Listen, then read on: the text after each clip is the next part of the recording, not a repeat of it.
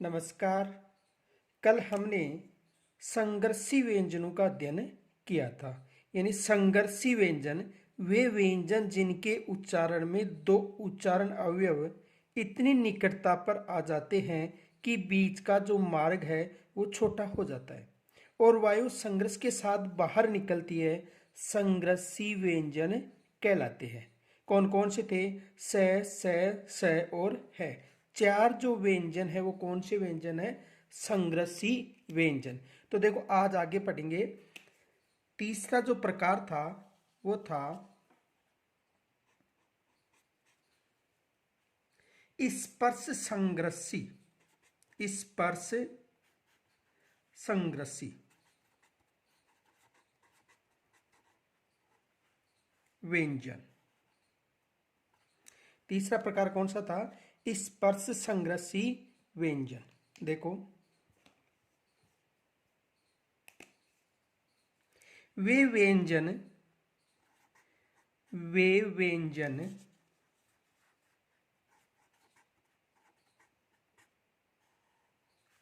जिनके उच्चारण में जिनके उच्चारण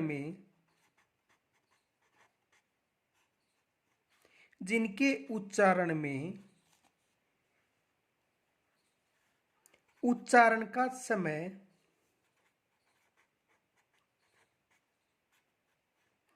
उच्चारण का समय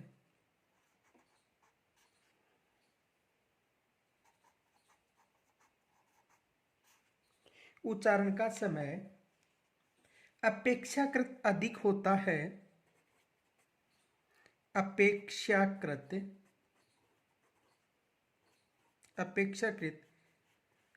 अधिक होता है। अधिक होता है और उच्चारण के बाद वाला उच्चारण के बाद वाला भाग संघर्षी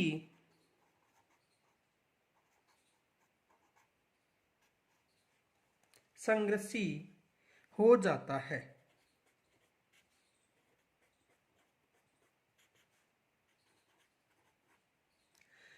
स्पर्श संघर्षी व्यंजन कहलाते हैं। स्पर्श संघर्षी व्यंजन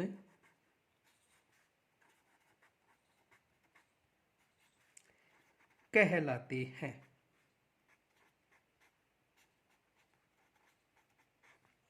देखो वे व्यंजन जिनके उच्चारण का समय अपेक्षाकृत अधिक होता है और उच्चारण के बाद वाला भाग संघर्षी हो जाता है, स्पर्श संघर्षी व्यंजन कहलाते हैं। देखो कौन कौन सी स्पर्श संघर्षी व्यंजन हैं? जैसे च, छ, ज और झ। ये जो चार व्यंजन हैं ये स्पर्श संघर्षी व्यंजन हैं। कौन कौन से हैं? च, छ, झ और झ। आगे देखो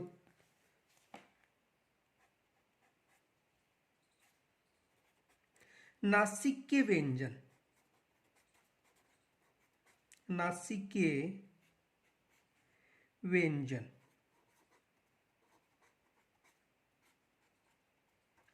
नासिक्य व्यंजन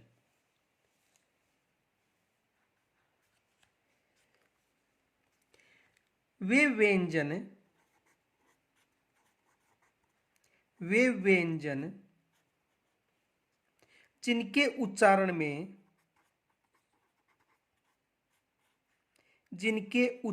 में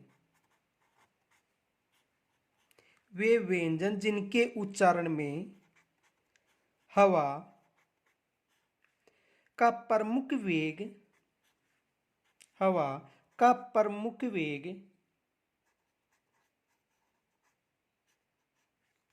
हवा का प्रमुख वेग नासिक से निकलता है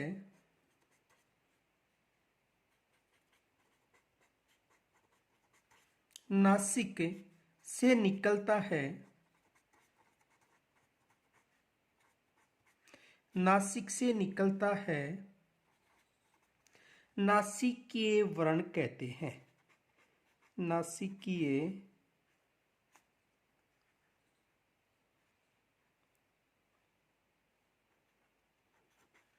नासिकीय व्यंजन कहते हैं। देखो, नासिकीय व्यंजन वे व्यंजन जिनके उच्चारण में हवा का प्रमुख वेग नासिक से निकलता है, यानी नाक के द्वारा, नासिकीय व्यंजन कहलाते हैं। कौन कौन से हैं? जो पंचम वर्ण है, जैसे गे, ये, न और मैं। ये जो 5 वर्ण हैं, ये नासिकीय व्यंजन कहलाते हैं। तो नासिकीय व्यंजन विशेष याद रखना, जो वर्ग का जो पंचम वर्ण है वो कौन सा व्यंजन कहलाता है? नासिकीय व्यंजन। आगे देखो,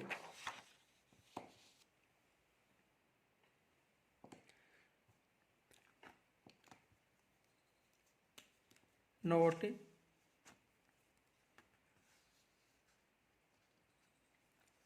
नोट,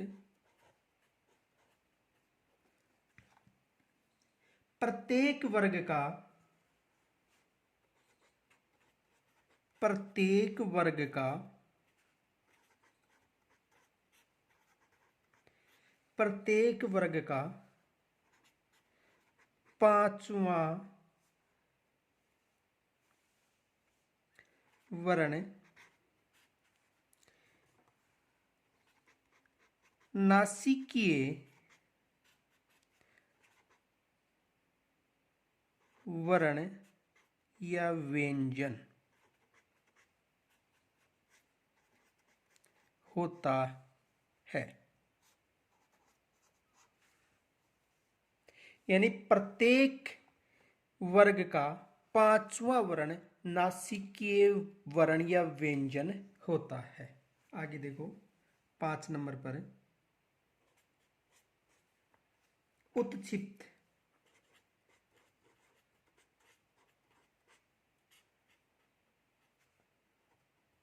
उत्क्षिप्त व्यंजन। देखो, इसका अर्थ होता है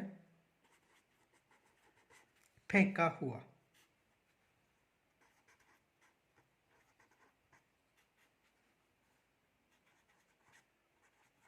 फेंका हुआ। और इसे ताड़नजात इसे ताड़नजात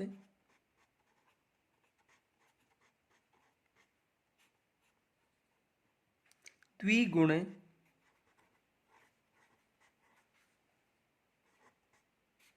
या द्विपृष्ठ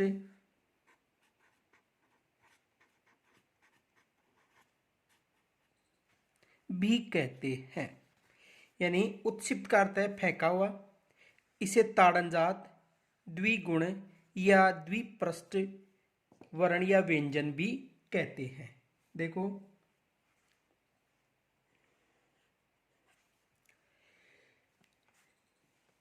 वे व्यंजन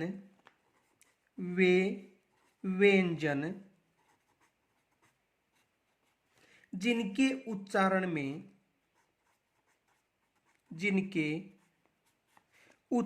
में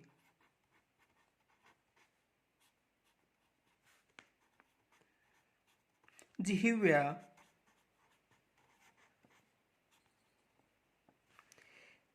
ऐसा महसूस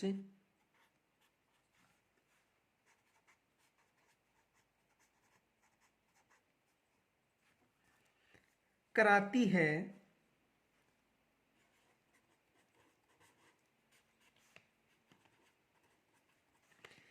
जैसे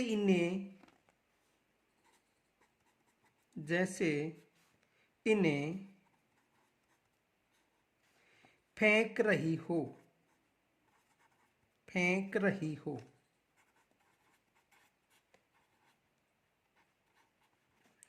उत्क्षिप्त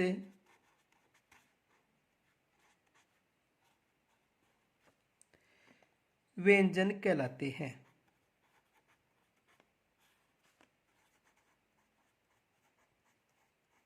उत्क्षिप्त व्यंजन कहलाते हैं। देखो एक बार दोबारा समझो। उत्क्षिप्त का अर्थ है फेंका हुआ।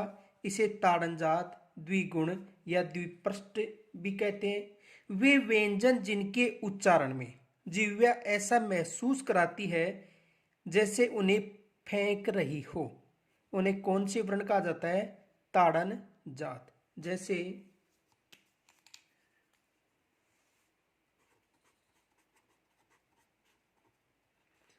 ड और ढ,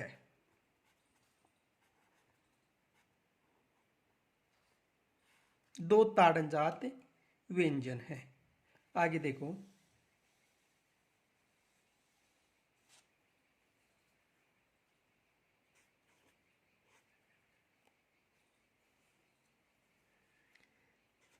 प्रकंपित।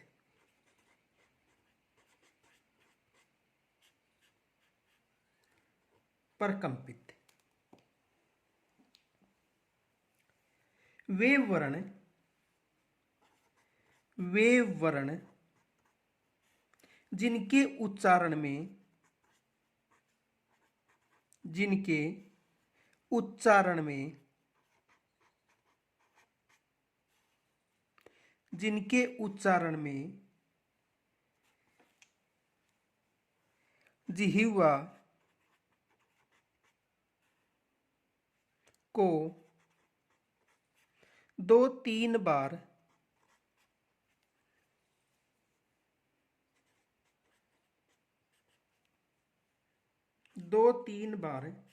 कंपन करना पड़ता है, कंपन करना पड़ता है।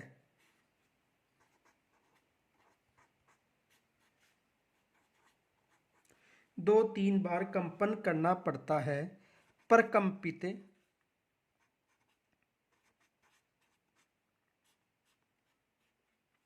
वर्ण कहलाते हैं।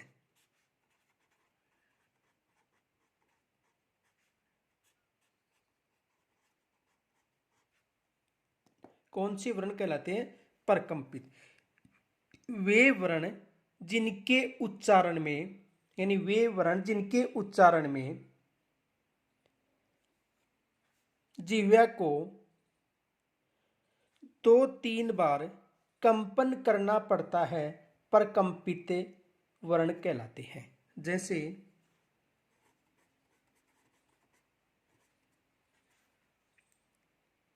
र, तो र कौन सा वर्ण है?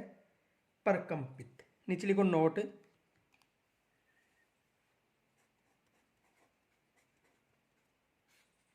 इसे लुंठित, लुंठित वर्ण भी कहते हैं।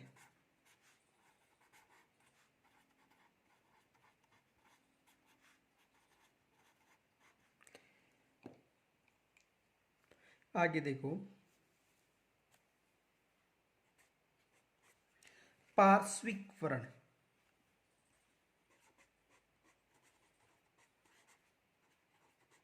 पार्श्विक व्यंजन या वर्ण।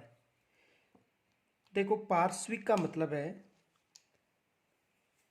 यानी पार्श्व का अर्थ होता है पास में, पार्श्व का अर्थ होता है पास में, यानी वे वर्ण जिनके उच्चारण में जिह्वा मसोड़ों को छूती है और हवा का प्रमुख वेग जिह्वा के आसपास या अलग अलग अगल बगल से निकलता है, पार्श्व वर्ण कहलाता है। देखो वे वर्ण जिनके उच्चारण में, वे वर्ण जिनके उच्चारण में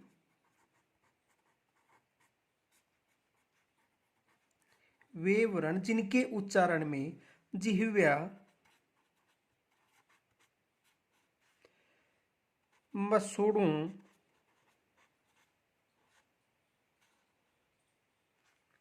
को छूती है,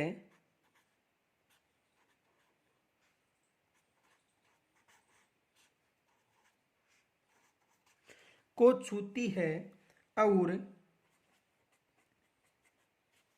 हवा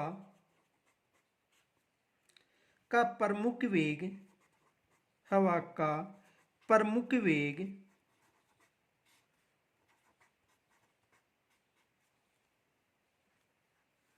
जिह्वा के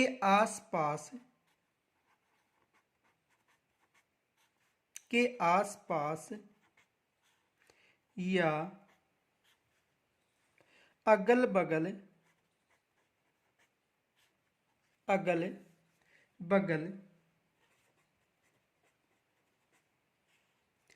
से निकल जाता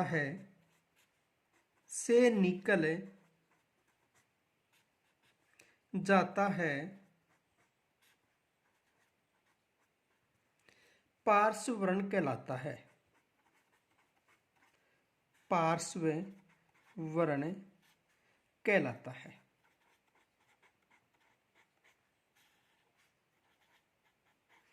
और पार्श्व वर्ण कौन सा है? जैसे ल कौन सा वर्ण है? पार्श्व वर्ण। यानी पार्श्व का मतलब पास, वे वर्ण जिनके उच्चारण में जिह्वा मसूड़ों को छूती है और हवा का प्रमुख वेग जिह्वा के आसपास या अगल बगल से निकल जाता है, पार्श्व वर्ण कहलाता है। और पार्श्व वर्ण कौन सा है? ल। आगे देखो,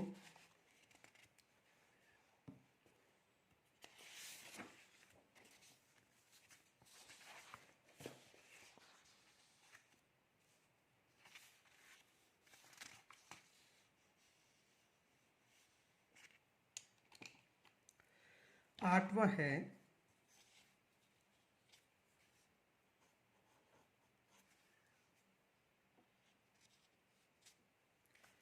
संघर्षहीन।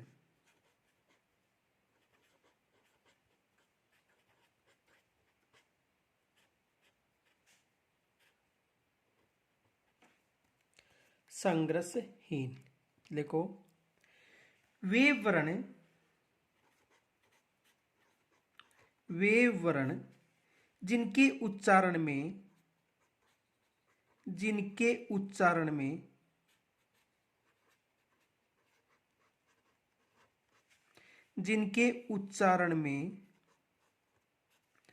जिह्वा को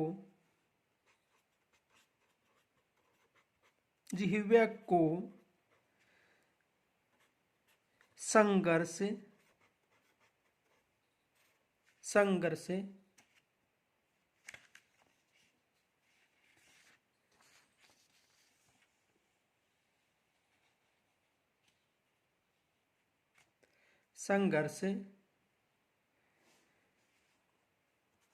नहीं करना। देखो, संघर्षहीन वे वर्ण जिनके उच्चारण में जिह्वा को संघर्ष नहीं करना पड़ता है,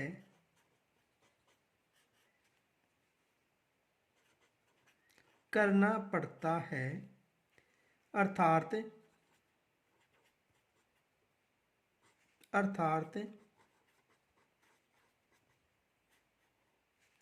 स्वरों से मिलता जुलता योग रहता है, स्वरों से मिलता जुलता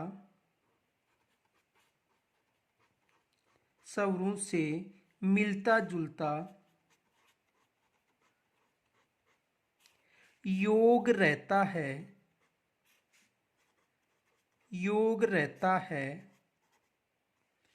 उसे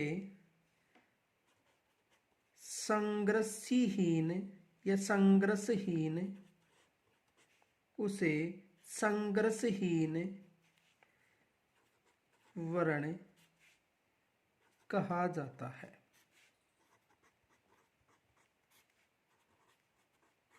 यानी वे वर्ण जिनके उच्चारण में जिह्वा को संघर्ष नहीं करना पड़ता, अर्थात स्वरों से मिलता जुलता योग रहता है, संघर्षहीन वर्ण कहते हैं। कौन कौन से हैं? जैसे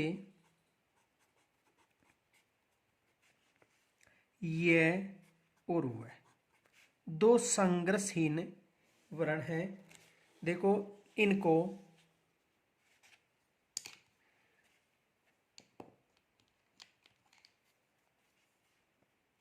नोट,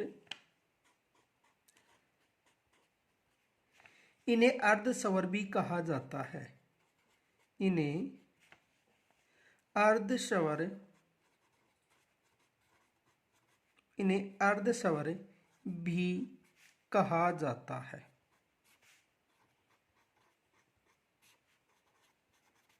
इन्हें अर्ध स्वर भी कहा जाता है। तो संघर्षहीन वे वर्ण जिनके उच्चारण में जिह्वा को संघर्ष नहीं करना पड़ता है, अर्थात स्वरों से मिलता जुलता योग रहता है, संघर्षहीन वर्ण कहा जाता है। जैसे ये और वह, इन्हें अर्ध स्वर भी कहा जाता है। आगे देखो,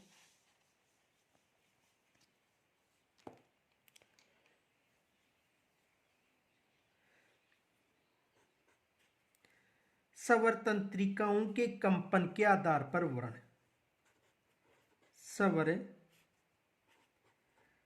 तंत्रियों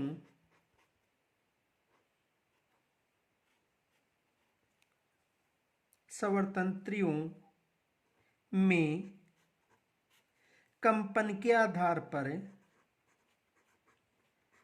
कंपन के आधार पर वर्ण,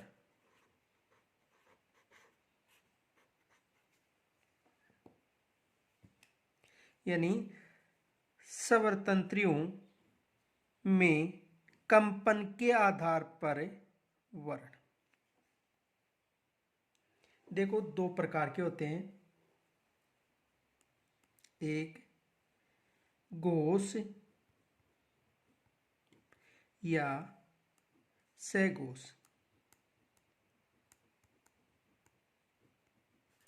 घोष या सघोष, और दूसरा है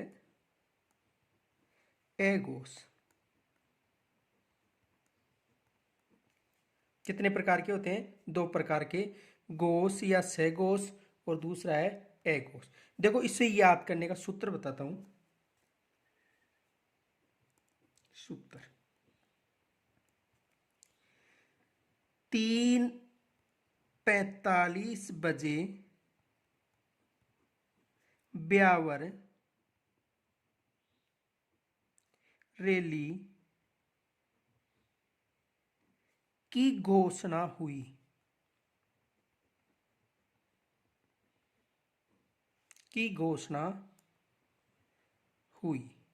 यह सूत्र याद रखना है। देखो सूत्र क्या है? 3:45 बजे ब्यावर रैली की घोषणा हुई। इसका मतलब देखो,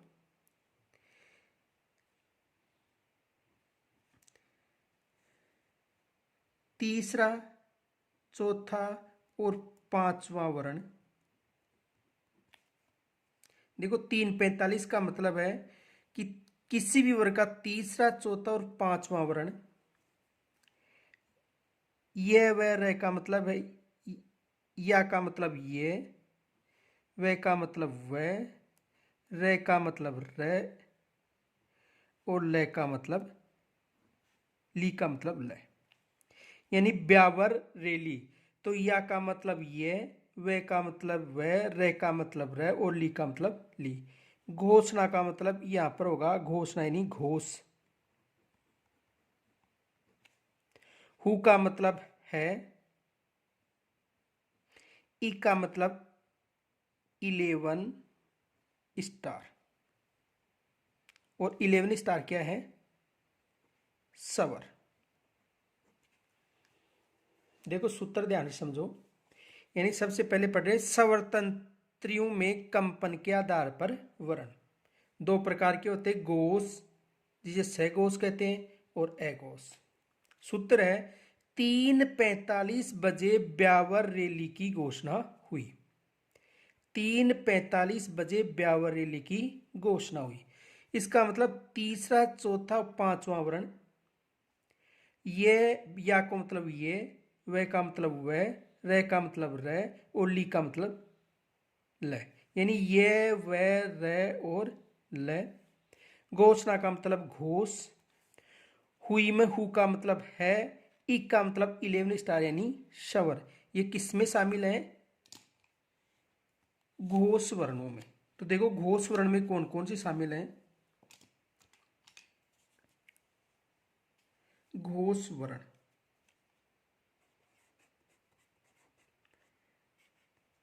इसे सहघोष भी बोल सकते हैं।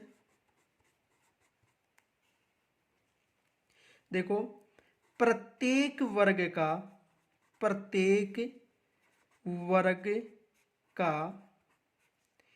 तीसरा, चौथा और पांचवा वर्ण। 3:45 बजे हो गया, यानी प्रत्येक वर्ग का तीसरा, चौथा और पांचवा वर्ण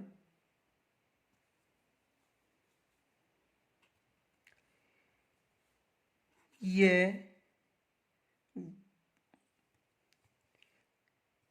रे, ले और वह, जिसे अंतस्थ बोलते हैं, अंतस्थ व्यंजन। ठीक है। और है और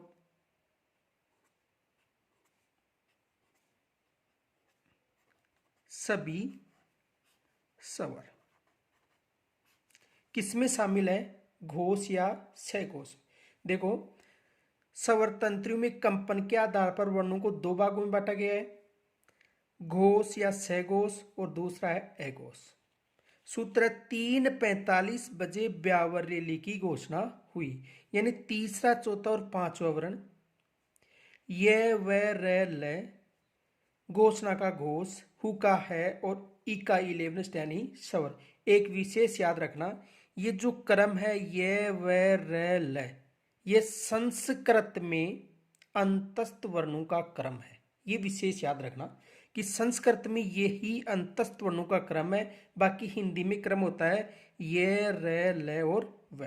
प्रश्न पूछा गया था एक बार रीट में कि संस्कृत में अंतस्थ वर्णों का क्रम है, तो अंतस्थ वर्णों का क्रम यही है, ये, व, र और ल।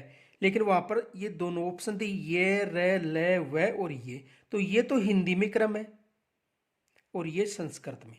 तो समझ में आ गया होगा कि तीसरा, चौथा और पांचवा वर्ण प्रत्येक वर्ग का, ये, रे, ल, व है और सभी स्वर किसमें शामिल है? घोष या सहघोष में। आगे देखो,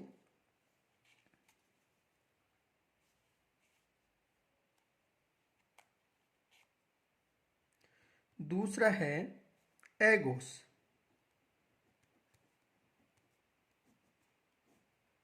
दूसरा क्या है? अघोष। तो अघोष में पहला और दूसरा वर्ण प्रत्येक वर्ग का,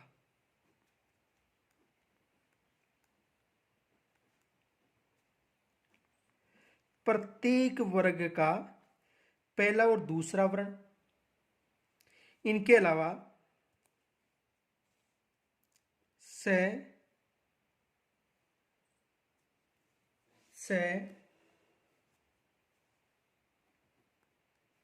और से है नहीं आएगा, है यहां पर है। तो प्रत्येक वर्ग का पहला और दूसरा वर्ण तथा से किसमें है? अघोष में। या ये सूत्र याद रख लो, 3:45 बजे ब्यावर रैली की घोषणा हुई, यानी तीसरा, चौथा, पांचवा वर्ण ये, व, र, ल है और 11 स्टार। इसके अलावा जो शेष है वो किसमें शामिल है? अघोष में। तो देखो आगे लिखो,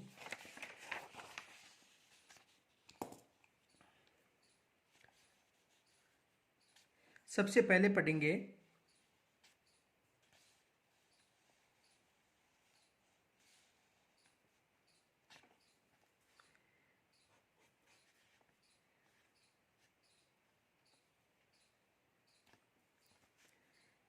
घोष या सघोष वर्ण।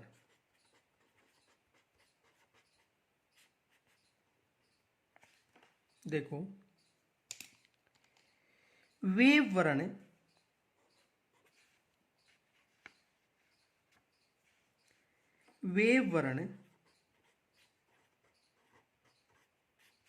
जिनके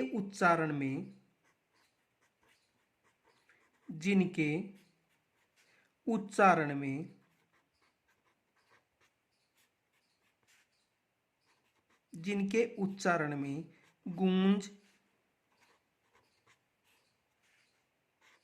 या नाद या कंपन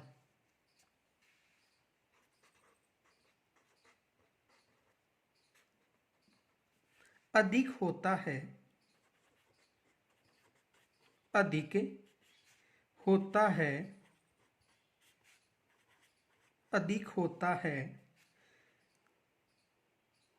उन्हें घोष या सघोष वर्ण कहते हैं।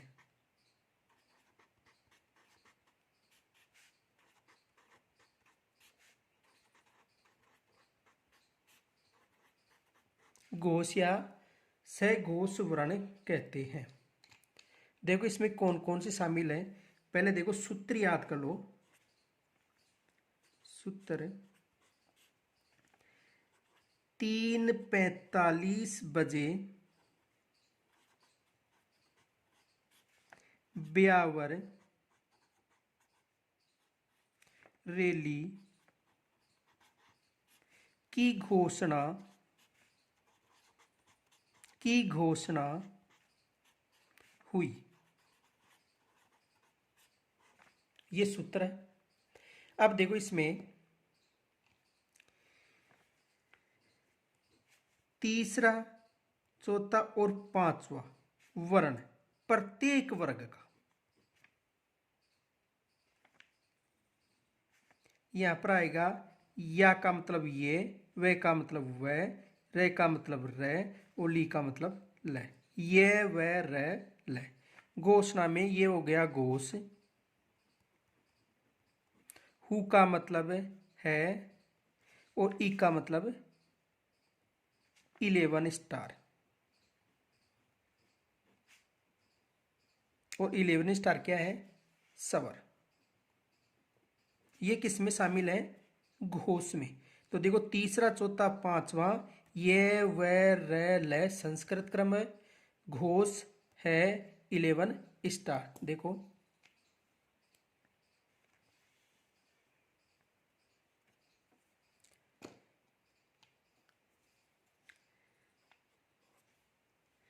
प्रत्येक वर्ग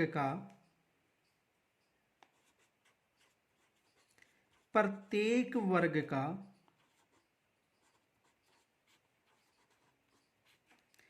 तीसरा, चौथा, पांचवा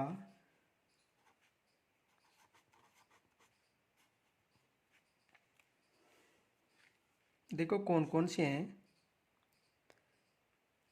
यहां पर देख लो। ग, घ, गे, ज, झ, य, ढ, ढ,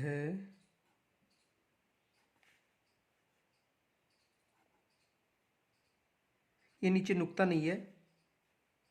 ण, द, ध, न, ब, भ और म।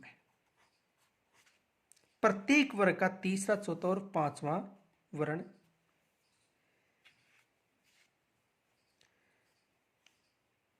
य, र, ल और व। देखो संस्कृत में अंतस्थ व्यंजनों का क्रम ये व र ल है और हिंदी में लिखा जाता है ये र ल और व है। तथा सभी तथा आंशिक रूप से सभी स्वर। ठीक है, तो प्रत्येक वर्ग का तीसरा, चौथा, पांचवा ये वैरल है और 11 यानी स्वर किसमें शामिल है? गोस या सहगोस में। और इनकी संख्या कितनी है? 31। गोस या सहगोस की संख्या कितनी है? 31। आगे देखो,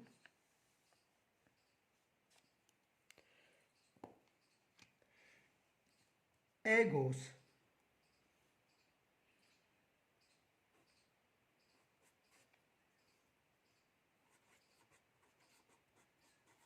एगोस वे वर्ण जिनके उच्चारण में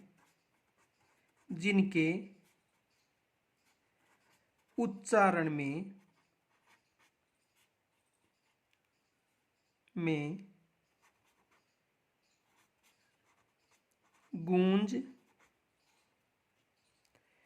नाद या कंपन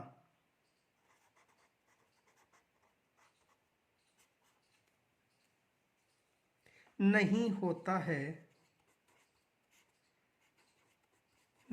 होता है एगोस वर्ण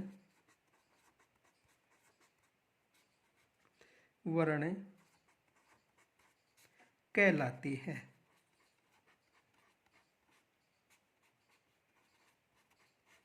इन एगोस वे वर्ण जिनके उच्चारण में गूंज, नाद या कंपन नहीं होता है एगोस वर्ण कहलाते हैं।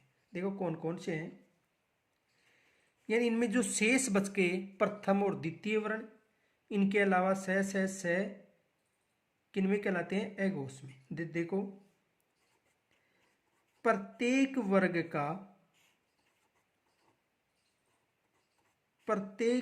का पहला व दूसरा कौन कौन से हो गए? क, ख, च, छ, ट, ठ, त, थ, प, फ और स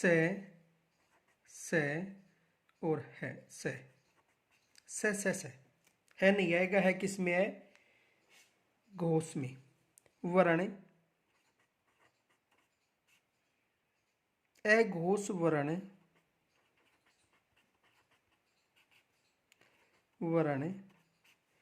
कहलाते हैं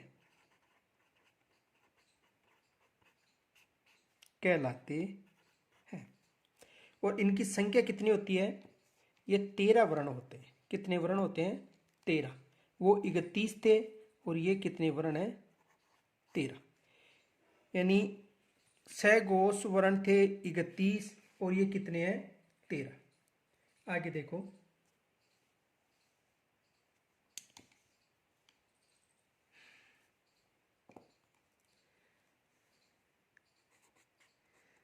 प्राण वायु या श्वास के आधार पर वर्ण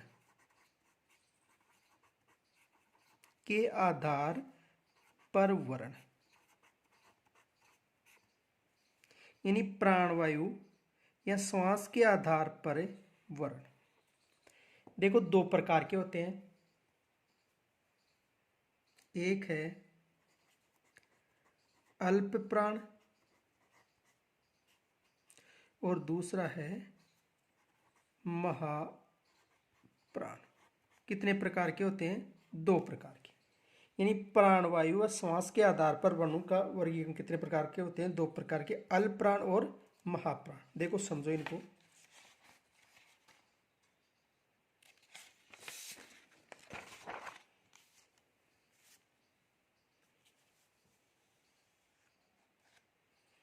देखो पहले समझ लो कितने प्रकार के हैं, दो प्रकार के। पहला है अल्प प्राण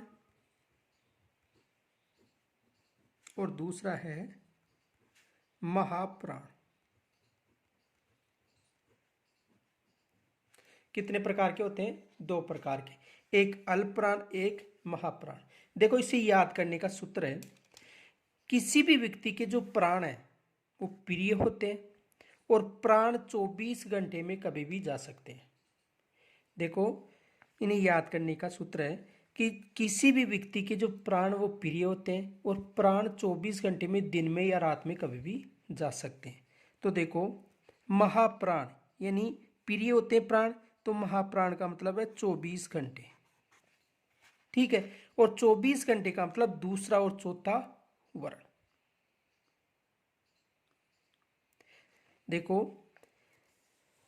प्राण प्रिय होते हैं और प्राण 24 घंटे में कभी भी जा सकते हैं, तो महाप्राण कितने घंटे हो गए, 24, यानी दूसरा और चौथा वर्ण किसमें हो गया, महाप्राण में। शेष बचे पहला, तीसरा और पांचवा, ये किसमें हो गए, अल्प प्राण में। तो देखो महाप्राण में कौन कौन से वर्ण हो गए, दूसरा और चौथा, और अल्प प्राण में पहला, तीसरा और पांचवा। आगे देखो इसमें ए है, ए का मतलब स्वर, ए का अर्थ है स्वर, ए स्वर है, तो सभी स्वर किसमें शामिल हैं, अल्प प्राण में, ठीक है। इसमें ल है, ल का मतलब है ये, रे, ले और वह, ये आ गया ले। देखो अल्प प्राण में पहला, तीसरा, पांचवा, ए का मतलब स्वर और ले का मतलब ये, रे, ले, वह, ये किस में आते हैं, अल्प प्राण में। और महाप्राण में यहां पर है का मतलब से और है, ये आ गया है। देखो इसमें बाकी और कहीं पर नहीं है, इसमें है नहीं है तो इसमें है, ये मतलब से और है। और अल्प प्राण में स्वर, ए का मतलब और ले का मतलब ये, रे, ले, वह। एक बार दोबारा समझो, अल्प प्राण और महाप्राण। देखो प्राण सबको प्रिय होते हैं और मनुष्य के प्राण कभी भी जा सकते 24 घंटे में, तो 24 घंटे का मतलब दूसरा और चौथा वर्ण। बाकी शेष बच के पहला, तीसरा और पांचवा, जो किस में आ गया, अल्प प्राण में। देखो यहाँ पर ए है यानी स्वर है, ए स्वर है, तो सभी स्वर किस में हो गए, अल्प प्राण में। यहाँ पर ल है तो देखो ये, रे, ले और वह, तो किस में हो गए, अल्प प्राण में। और यहाँ पर हा का मतलब है, तो से है, किस में हो गया, महाप्राण में। देखो समझो,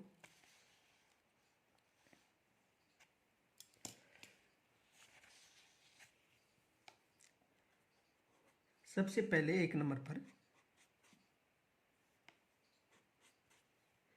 अल्प प्राण, अल्प प्राण सबसे पहले पढ़ेंगे अल्प प्राण। एक बार दोबारा समझ लो, अल्प प्राण का मतलब 135, यानी पहला, तीसरा, पांचवा वर्ण, ए का मतलब स्वर और ल का मतलब ये, वह, रे, ल। तो देखो अल्प प्राण का मतलब वे वर्ण जिनके उच्चारण में, वे वर्ण जिनके उच्चारण में, जिनके उच्चारण में, जिनके उच्चारण में मुख्य विवर, मुख्य विवर, मुख्य विवर से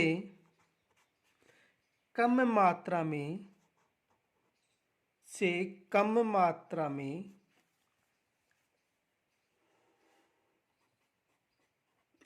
कम मात्रा में वायु बाहर निकलती है,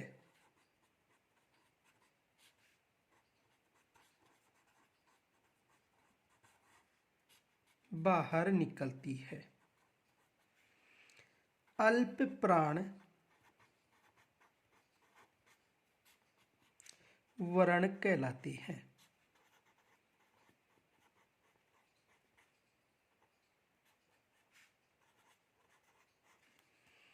तो अल्प प्राण वे वर्ण जिनके उच्चारण में मुख विवर से कम मात्रा में वायु बाहर निकलती है, क्या कहलाते हैं? अल्प प्राण वर्ण। कौन कौन से हैं देखो, पहला, तीसरा, पांचवा वर्ण, ये, रे, ले और व तथा सभी स्वर किसमें शामिल है? अल्प प्राण। अब देखो,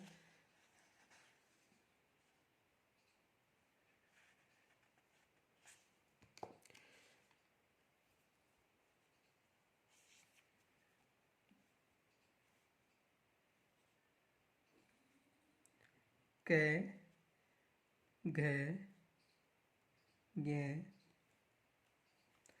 च, ज, य, ट, ड, न, त, द, न, प, ब, मैं। ये तो पहले, तीसरा और पांचवा वर्ण हो गया। पहला, तीसरा और पांचवा, य, र, ल, व और सभी स्वर किसमें शामिल है? अल्प प्राण में। आगे देखो, दूसरा है महाप्राण। महाप्राण, महाप्राण यानी प्राण कभी भी जा सकते हैं। तो 24 घंटे हो गए, यानी दूसरा और चौथा वर्ण। तो देखो,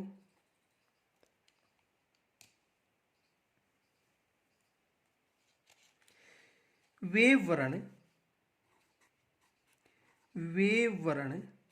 जिनके उच्चारण में, वे वर्ण जिनके उच्चारण में,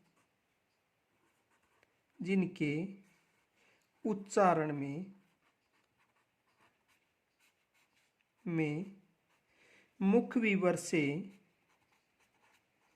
मुख विवर से, मुख विवर से अधिक, मुख विवर से अधिक मात्रा में वायु बाहर निकलती है, वायु बाहर निकलती है, वायु बाहर निकलती है, महाप्राण वर्ण कहलाते हैं, कहलाते हैं।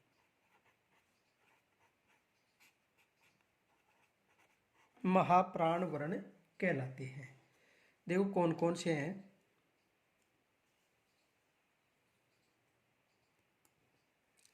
प्रत्येक वर्ग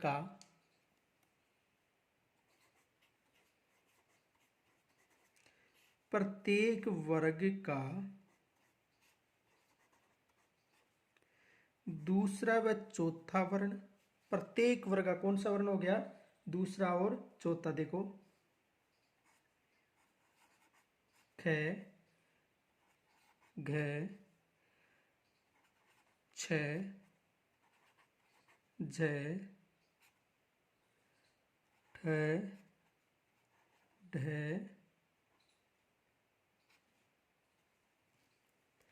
थ, ध, प और भ, यानी दूसरा और चौथा वर्ण। स,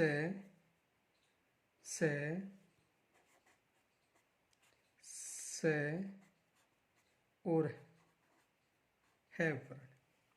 कुल कितने वर्ण हो गए? 14 वर्ण। किसमें शामिल है? महाप्राण में। और यदि अल्प प्राण में पूछे तो कितने वर्ण बताने हैं? 30। तो अल्प प्राण में 30 और महाप्राण में 14। एक बार दोबारा समझ लो। देखो, अल्प प्राण और महाप्राण दो भागों में। देखो, प्राण सबको प्रिय होते हैं जो 24 घंटे में कभी भी जा सकते हैं, यानी दूसरा और चौथा याद रखने के लिए है। और पहला, तीसरा, पांचवा अल्प प्राण। यहाँ पर अ है का मतलब स्वर, तो सभी स्वर, और ल का मतलब ये, र, ल और वह, ल आ रहा है, तो ये किस में है? अल्प प्राण में। महाप्राण में है आ रहा है, तो स और है। तो देखो, अल्प प्राण और महाप्राण दो भागों में बांटे गए हैं। अल्प प्राण में 30 वर्ण होते हैं और महाप्राण में कितने वर्ण होते हैं? 14 वर्ण होते हैं। अल्प प्राण का मतलब वे वर्ण जिनके उच्चारण में मुख्य विवर से कम मात्रा में वायु बाहर निकलती अल्प प्राण वर्ण कहलाते हैं। और वे वर्ण जिनके उच्चारण में मुख्य विवर से अधिक मात्रा में वायु बाहर निकलती है महाप्राण वर्ण कहलाते हैं।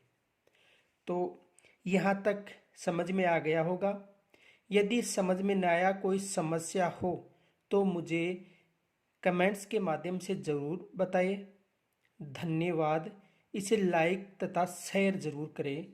धन्यवाद।